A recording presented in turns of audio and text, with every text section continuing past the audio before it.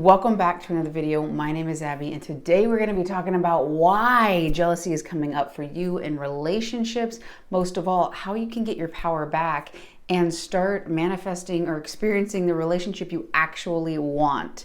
So before I do so and we move into the video, I want to let you know that if you're interested in working with me one-on-one, it's a great time to do so. I'm still offering my temporary donation-based payment. What does that mean? That means that you schedule a session with me. There is a minimum payment of $30. If that's what you got right now, that's great. If you want to leave more, you can do so. You can do it in the tip option.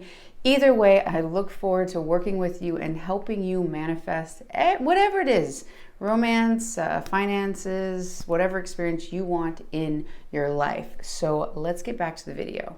Jealousy reminds me of that song by whatever that band was, Hey Jealousy. And really, if I had an anthem to the first part of my life, that would absolutely be it. I have a black belt, a high level degree, if I could have a doctorate in jealousy, or at least the experiences of me acting out of jealousy. I can tell you so many absolutely wild stories about my jealousy. And it took me a long time. Jealousy in my life really reared its head in the relationships, right?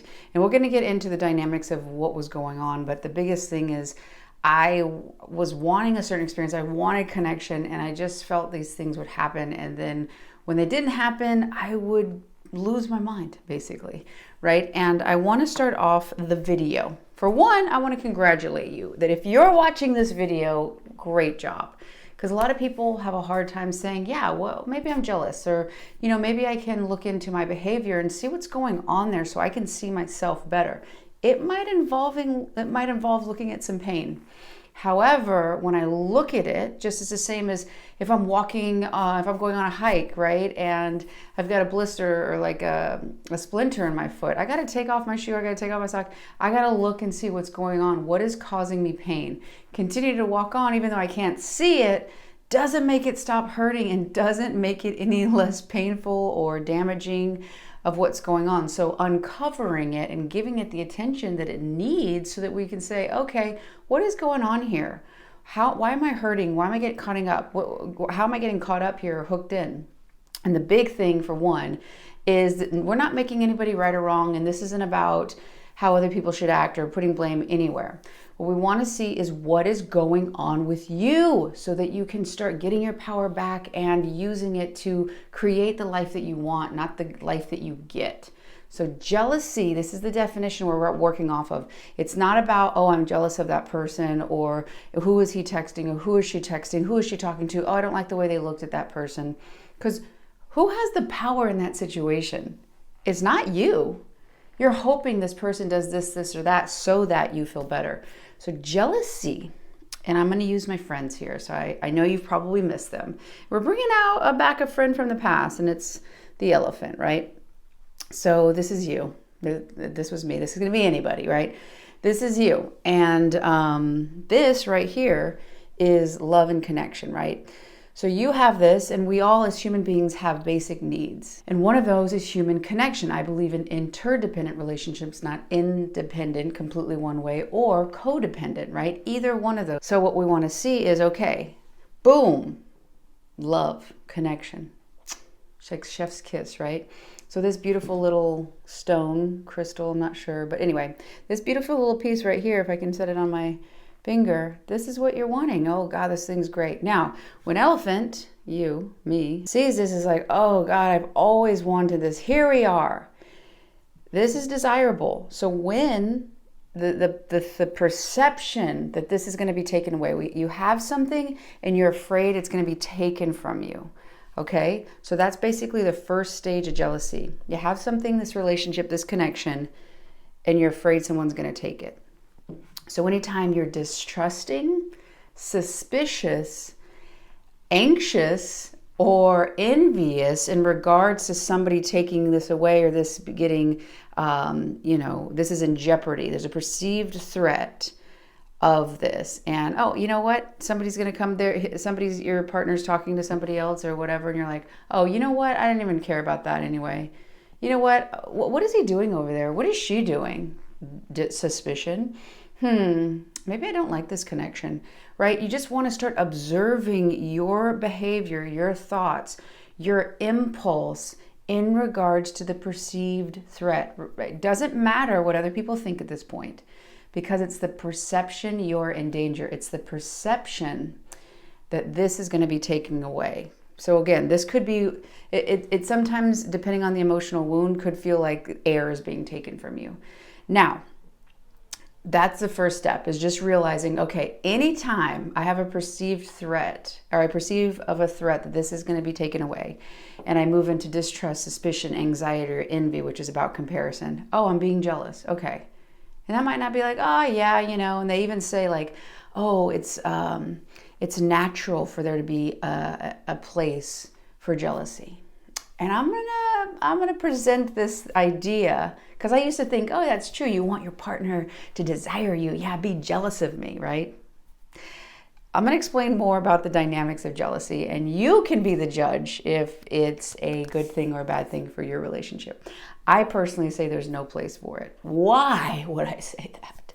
Why? Because it's not about your partner wanting or craving you.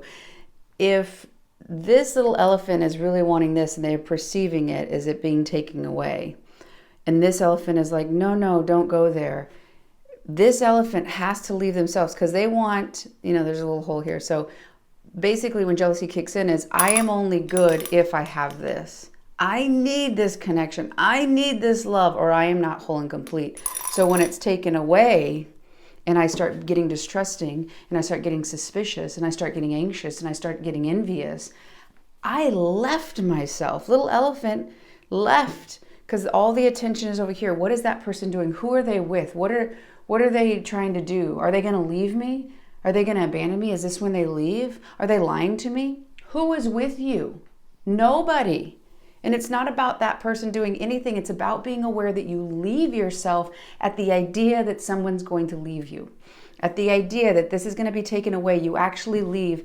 And the whole fear of being abandoned and left is actually already taken place. The abandonment has happened when you left yourself because you thought this was going away. So what we want to understand here is, okay, that makes a lot of sense. Yeah, I really want this thing. I'm afraid it's going to leave. And I got to really be aware of what's going on when I get triggered that this is happening, and move into myself, remain with myself, okay? And the opposite of jealousy is duty. And what does that look like? That means to go and do something for you. Maybe if you're an artist, you go create something. If you're working on a project, go and contribute to it. Anything that's going to raise your esteem, and you being there for you, right? You're like, you know what? I'm going to go move into the world, something that's good for me, and I'm going to create that safe space, and I'm going to keep my esteem. My attention's not going and, oh, I'm going to go distract myself. And then I'll go, oh, did they text me? Oh God, did they call me? Oh my gosh, if their absence, maybe they're with somebody else. I'm being suspicious. I'm being anxious, right? So you want to start seeing that. And the biggest thing is because you leave yourself when that happens. So a personal example, this can actually look like self-abandonment. So in times where I have actually betrayed myself by not listening to myself, by being codependent and saying, oh yeah, I'm fine with that, right? My partner asked if I wanted to do something, and I didn't want to let her down. And in that moment, I moved into a codependent dynamic of, oh no, I don't want to disappoint or let down. So rather than checking with myself a little bit more, I said yes. And even later, when I had an opportunity to say no, and it wasn't a big deal. However, these small energetic things matter. Observing myself in that moment. Okay. Went and did something I didn't necessarily want to go and be a part of. I want to do something else. I wanted to rest rather than going to this place, right? No pressure from her, but my feeling of not wanting to disappoint. I've already left myself, okay? So in that moment, when I left myself, I betrayed myself. I abandoned my needs and what was going to be good for me. That actually kicked on my suspicion, my distrust, I moved into this dynamic of jealousy, of being afraid something was going to go. I had tripped the wire. So even self-abandonment and you acting so that someone else will blank, or you want to be a people pleaser so you say yes to things, whatever it is, it's important to know that this did not just create. You did not just create this because you thought it'd be fun to abandon yourself or looking out into the world through your perceptional filter. It's based on your childhood, okay? So whatever happened, if, you know, it doesn't matter if you were born into a very dramatic and abusive substance abuse, physically abusive, whatever it is, that's very intense, terrible traumas, right? Also, traumas can happen in silence, meaning that no one was available for you emotionally, even though they were there physically. That's where it can get a little distorted and confusing. If somebody wasn't there emotionally for you and you learned that to stay in a relationship or a connection, you had to abandon your needs to keep and maintain the connection, you have to work harder than them, you always have to show up and other people won't show up, whatever it is that you're feeling right now, it feels true. You've got to start realizing you're abandoning yourself in those moments. Jealousy is a trigger. Jealousy is a big like alarm bell to say, "Oh gosh, okay, am I with me? Have I abandoned myself to try to save this relationship or to keep up with this relationship or to maintain this connection?" If I abandon myself in these moments, I won't actually be able to create the space for connection. So I have to stay with myself, first step, in order to maintain a connection or create the potential for a connection. If I abandon myself, there's actually not a possibility for a connection. Or if there is a connection, I constantly have to abandon myself. I have to leave my needs at the door.